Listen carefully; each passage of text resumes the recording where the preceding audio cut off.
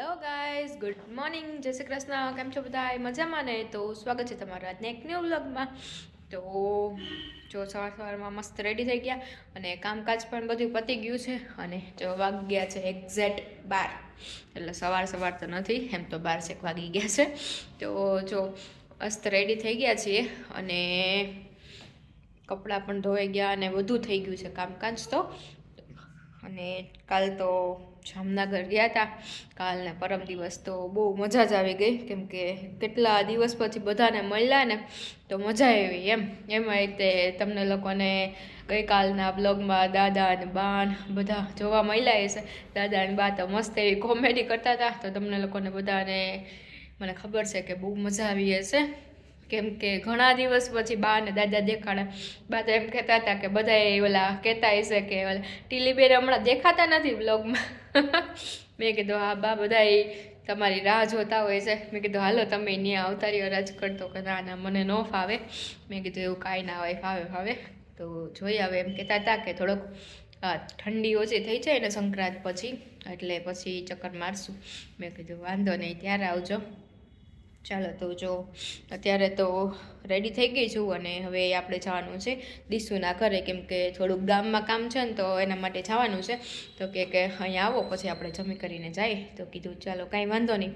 તો હું રેડી થઈને જાઉં છું. અને સ્મિત તો આજે બહુ વહેલા ઓફિસે વયા ગયા હતા, એમ કે એને ઓફિસે થોડુંક કામ હતું.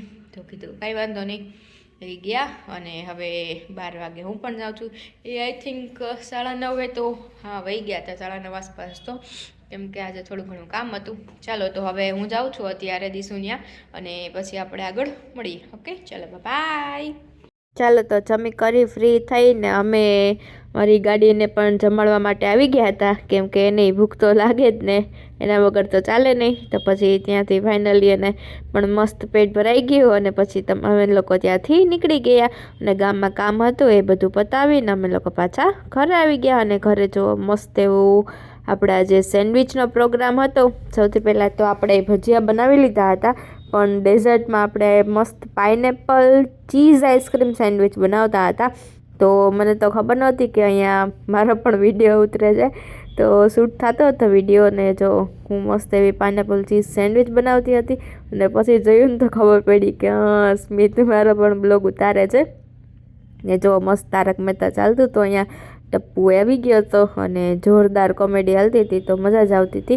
અને જો અહીંયા સૌથી પહેલાં તો હું બ્રેડ પર આપણે જે પાઇનેપલ જામ આવે ને એ સ્પ્રેડ કરું છું. જો મસ્ત એકદમ મેલ્ટ ટાઈપ થઈ ગયો છે. તો સૌથી પહેલાં તો બધી સ્લાઇસમાં એ લગાવી દેવાનો છે.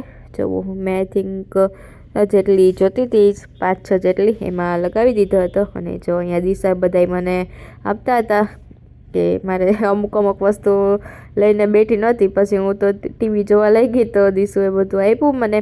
અને જો સૌથી પહેલાં આ પાઇનેપલ આવી ગયું.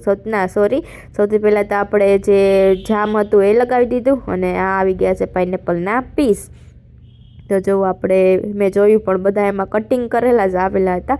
મેં કીધું જે આખી સ્લાઇસ હોય ને એ મૂકું, પણ એવી તો હતી જ નહીં.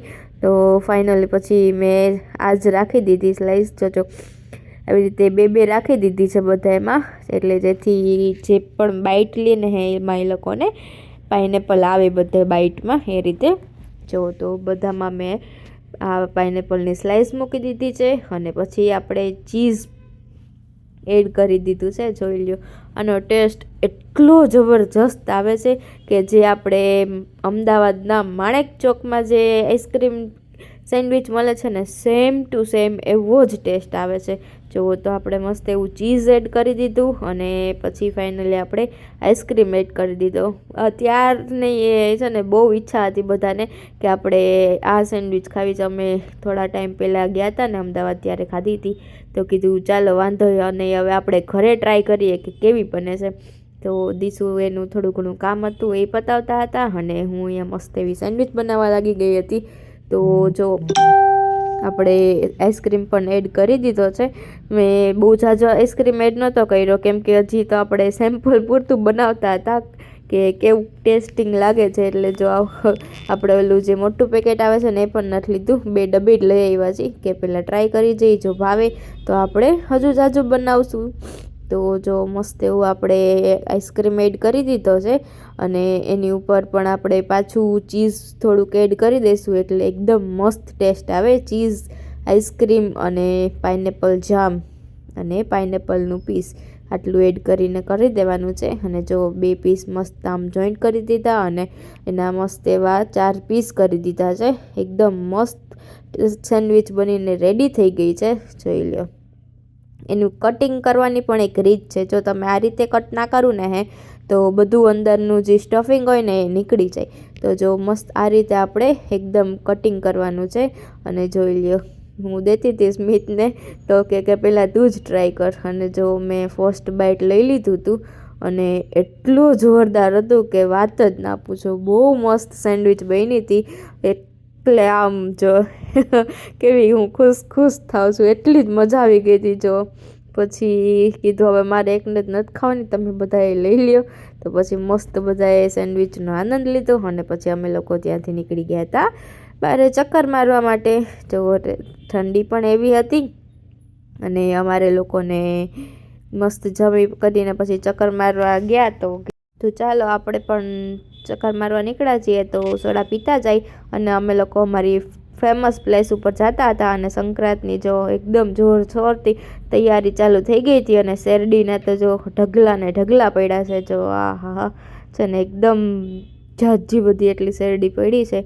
ને ચાલો તો હવે આપણે ફાઇનલી અમારી પ્લેસ પર પહોંચવા આવી ગયા હતા. અને અમારા લોકોની ફેમસ પ્લેસ તો તમને બધાને ખબર જ હશે, ગોલીવાલા. તો ત્યાંની ફેમસ એકદમ જોરદાર સોડા આવે છે. તો અમે લોકો મોસ્ટ ઓફ અહીંયા જ પીવા આવીએ છીએ. અને જો અહીંયા જે એ લોકોને આવી રીતે પીવી હતી ને લીંબુ સોડા, એ લોકો આ રીતે પીવે છે. પણ હું તો અહીંયાની સ્પેશિયલ ખારી સોડા પીવું, એ મને બહુ ભાવે એટલે હું એ પીવું. બીજા બધા લોકો જો આ પીતા હોય છે. અને જો અહીંયા એકદમ મસ્ત એવા લીંબુ અને ફ્રેશ લીંબુ એ લોકો એડ કરે છે. અમુક લોકો જે છે ને રસ પણ એડ કરતા હોય છે. જો આ રીતે આખી બોટલ ઓલી ગોલીવાળી ખોલી અને આ રીતે જો આપણને આપે છે. જો મસ્ત એકદમ છે ને સોડા. ચાલો તો હવે અમે લોકો બધા એ સોડા પી લઈ મસ્તીની આ. અને મેં તો સ્પેશિયલી જે ખારી સોડા આવે છે ને એ મગાવી હતી. અને જો આ લોકો કેવી રીતે આખું આવી રીતે ભરીને કરે છે. ને જો સ્મિત અહીંયા એનું મોબાઈલમાં કામ ચાલુ હતું. જોઈ લ્યો, આવી ગઈ છે આપણી સોડા. અને જો આ કે મને વિડીયોમાં ન લેતા એટલે મેં એને ધરારા રીતે શૂટ કરીને પણ લઈ લીધા. અને પછી મારી સોડા પણ આવી ગઈ હતી તો કે લાવ હું જ ખોલું. જો પોતે ખોલીને અડધી તો ઢોળી નાખી. પછી કીધું કાંઈ વાંધો નહીં, હાલો હવે આટલી પી લઈ. ચાલો તો તમને આજનો વ્લોગ ગમ્યો હોય તો ચેનલને લાઇક, શેર અને સબસ્ક્રાઈબ કરવાનું ભૂલતા નહીં. Thank you for watching guys. By.